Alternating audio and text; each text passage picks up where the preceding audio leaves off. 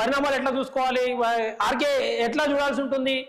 ముఖ్యంగా ఇవాళ war one side కనిపిస్తోంది. టీడీపీ పూర్తి స్థాయిలో ప్రభుత్వ ఏర్పాటుకు ఆల్రెడీ సన్నద్ధమవుతున్నట్టుగా కనిపిస్తోంది. ఇప్పటికే అంటే మాజీ ముఖ్యమంత్రి కాబోయే ముఖ్యమంత్రి చంద్రబాబు నాయుడు గారి ఇంటి దగ్గర బందోబస్తు చేశారు. పార్టీ ఆఫీస్ కి కూడా బందోబస్తులు పెంచిన పరిస్థితి కనిపిస్తోంది.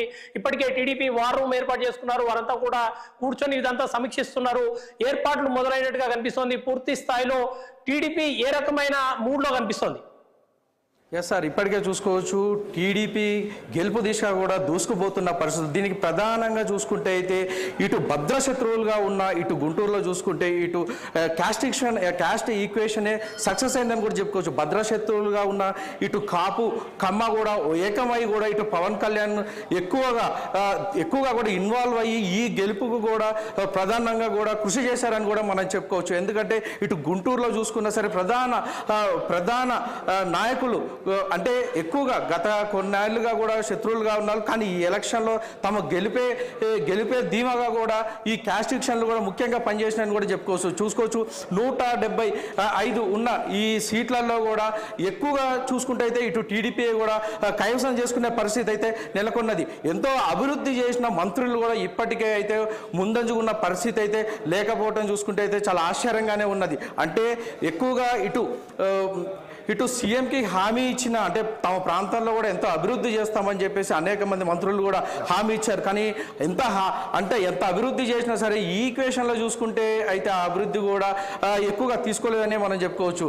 ఓవరాల్గా చూసుకుంటే అయితే ఇంకా ఇప్పటికే ఎక్కువ సీట్లు కూడా టీడీపీ కూడా కైవసం చేసుకొని ఉన్నది చూసుకోవచ్చు. టీడీపీ కూటమి అయితే ఇది సక్సెస్ అయిందని కూడా చెప్పుకోవచ్చు. రైట్ ఆర్కే, ఇంకొక విషయం మనం చూసుకోవాలి. ఇప్పటి వరకు కూటమిగా ఏర్పడిన పార్టీల మధ్య అంటే పూర్తి స్థాయిలో ఓట్ ట్రాన్స్ఫర్ కాదు అనే ఒక అభిప్రాయం చాలా మంది వ్యక్తం చేసిన పరిస్థితి. ముఖ్యంగా మీరు ఇప్పుడు చెప్పినట్టుగా క్యాస్ట్ ఈక్వేషన్ లో కమ్మ కాపులు ఒకరికొకరు సహకరించుకునే పరిస్థితి ఉండదు అన్నది ఒక ఈక్వేషన్ అయితే, బీజేపీ జాయిన్ అయిన తర్వాత మైనార్టీలంతా కూడా మైనార్టీలో ముఖ్యంగా ముస్లింలు క్రైస్తవులు స్పష్టంగా వైసీపీకి అనుకూలంగా పోయే ప్రమాదం ఉంది. దానివల్ల వైసీపీకి అనుకూలమైన అవకాశం వస్తుంది అని చెప్పి అన్నారు. కానీ దీన్ని అనూహ్యంగా ఇవాళ దాన్ని కూడా బ్రేక్ చేసినట్టుగా కనిపిస్తుంది కూటమి.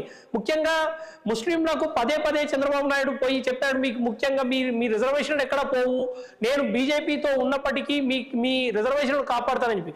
దేశమంతా బీజేపీ రిజర్వేషన్లు తీసేస్తామని చెప్పి ముస్లిం మైనార్టీలకు ఇచ్చిన రిజర్వేషన్లు తీసేస్తామని చెప్పిన ఆంధ్రప్రదేశ్లో మేము తీసేయనివ్వము అని చెప్పిన చంద్రబాబు గారి మాటల్ని నమ్మినట్టుగా కనిపిస్తుంది మైనార్టీలు.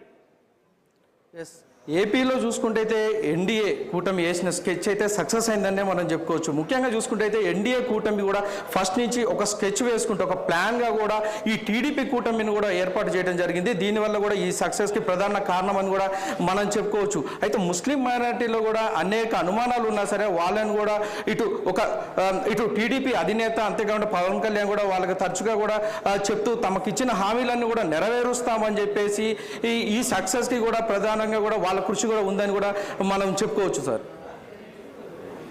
రైట్, ఒకసారి ఇంకొక విషయం చూసుకోవాలి. ఇవాళ అంటే ఏదైతే పదే ఒకటి పవన్ కళ్యాణ్ ఒక మాట చెప్తూ వచ్చారు, ఒక్క ఓటు కూడా ప్రతిపక్షానికి వచ్చే ఒక్క ఓటు కూడా చీలకుండా నేను జాగ్రత్త తీసుకుంటాను, అవసరం అనుకుంటే ఎన్ని త్యాగాలకైనా సిద్ధం. ముఖ్యంగా ఆయన విషయంలో అంటే చాలా ఆయన మీద సెటైర్లు వేశారు. ఇవాళ ఏం తీసుకున్నావు నువ్వు, ఏం సంపాదించుకున్నావు, ఇవాళ పార్టీలో అలయన్స్ పార్ట్నర్గా వెళ్ళి మినిమం ఓట్లు సీట్లు తెచ్చుకున్నావు, 24 తెచ్చుకున్నాడు ఆయన. 24 ఏదో చెప్పారు, తర్వాత దాన్ని 21కి అయింది. అంటే ఇంత దిగజారిపోయావు అని చెప్పినప్పుడు ఆయన పదే చెప్పిన మాట ఎన్ని త్యాగాలకైనా సిద్ధము, ఒక్క ఓటు కూడా ప్రతిపక్షానికి సంబంధించిన ఓట్లు చీలనివ్వకుండా జాగ్రత్త తీసుకుంటున్నా అని చెప్పన్నారు. నిజంగా ఆ విషయంలో ఆయన చెప్తున్నప్పుడు చాలా మంది ఇది నిజంగా వర్కౌట్ అవుతుందా అనుకున్నారు. ఇవాళ అది వర్కౌట్ అయినట్టు కనిపిస్తుందిగా. టీడీపీ కూటమి చూసుకుంటే అయితే అంటే ఈ టీడీపీ కూటమి సక్సెస్ అవ్వదు అని చెప్పేసి ఇటు కొంతమంది విశ్లేషకులు కూడా చెప్పిన పరిస్థితి అయితే నెలకొన్నది. కానీ ఓవరాల్గా చూసుకుంటే అయితే ఈ టీడీపీ కూటమి సక్సెస్ అయింది. ఏంటంటే కేవలం ఇటు పవన్ కళ్యాణ్తో పాటు టీడీపీ అధినేత చంద్రబాబు నాయుడు కూడా ఇద్దరు కలిసి ఏకంగా కృషి వల్లే కూడా ఈ సక్సెస్కి కారణం అని కూడా మనం చెప్పుకోవచ్చు. ఈ ఆంధ్రప్రదేశ్లో కూడా ఎంతో అభివృద్ధి చెందింది, అయినా సరే ఇంకా అభివృద్ధి చెందాలా.